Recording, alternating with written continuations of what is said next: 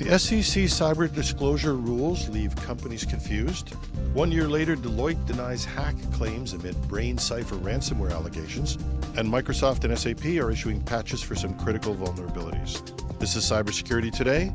I'm your host, Jim Love. 1 year after the Securities and Exchange Commission, the SEC, introduced stricter disclosure rules for cybersecurity incidents, many companies are still struggling to comply, leaving investors in the dark about critical details. A recent report by BreachRx reveals that only 16.9% of public companies filing 8K reports on cyber incidents have provided specific details on the material impact of those incidents in their business. Furthermore, 52% of these filings relied on generic boilerplate language, with just under half offering any information on how the organization was responding to the issue. The rules, enacted in December 2023, require public companies to disclose material cyber incidents within 4 business days and to include details of their overall cybersecurity strategies in annual reports. However, ambiguity about what constitutes material has left companies grappling with compliance. Many have interpreted the term narrowly, focusing solely on financial impacts while excluding breaches affecting customer data.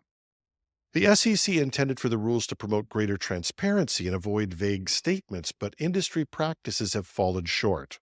The SEC was very clear they wanted more transparency, said BreachRx CEO Andy Lunsford. And it's pretty clear that's not what the industry has done. Corporate lawyers have reportedly discouraged detailed disclosures due to concerns about litigation risks. As a result, some companies have adopted minimal reporting practices, prompting criticism from cybersecurity advocates. Notable exceptions, like Microsoft, have filed more comprehensive disclosures, setting a potential standard for the industry. Looking ahead, the SEC's enforcement of these rules remains uncertain, especially with a change in leadership on the horizon. While current chair Gary Gensler has prioritized cybersecurity, incoming chair Paul Atkins may take a different approach, raising questions about the long-term impact of the rules. For now, the lack of clarity and inconsistent compliance highlights the ongoing challenge of balancing corporate transparency with legal and operational concerns. Deloitte has denied allegations from the BrainCypher ransomware group, claiming the theft of over 1 terabyte of data. The group added Deloitte UK to its Tor leak site, alleging they had exfiltrated a trove of compressed data. In a statement, a Deloitte spokesperson emphasized, "Our investigation indicated that the allegations relate to a single client system which sits outside of the Deloitte network. No Deloitte systems have been impacted." The company continues to investigate the matter. The BrainCypher ransomware group has threatened to release the data in 5 days if a ransom is not paid. The group, active since at least April 2024, has a track record of high-profile cyber attacks, including a June breach of an Indonesian data center that disrupted 210 critical government services, causing widespread delays. Despite initially demanding an $8 million ransom, the group later released a decryptor for free. Cybersecurity researchers, including those at Group 1B, suggest connections between BrainCypher and other ransomware groups such as Estate Ransomware and SenseiQ. Shared stylistic elements in ransom notes and overlapping technologies on their Tor sites support this hypothesis. This isn't the first time Deloitte has faced hacking allegations. In September, the Intel broker threat actor claimed to have stolen sensitive data from the firm, but Deloitte refuted the claims, saying no sensitive data was compromised. But in 2017, the company did suffer a significant breach where a hacker got access to admin credentials, which exposed confidential client emails and other sensitive information, leading to a severe reputational hit. The ongoing BrainCypher allegations placed Deloitte's cybersecurity measures under scrutiny once again, though the company firmly maintains its network remains unaffected.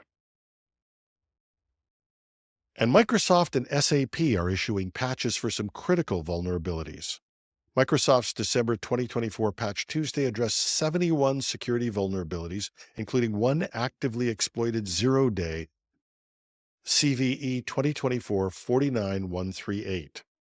Among the fixes, 16 critical flaws involve remote code execution, posing significant risks to affected systems. The zero-day vulnerability discovered by CrowdStrike allows attackers to gain system privileges on Windows devices. While details on how it was exploited remain scarce, Microsoft has released a fix to mitigate the risk.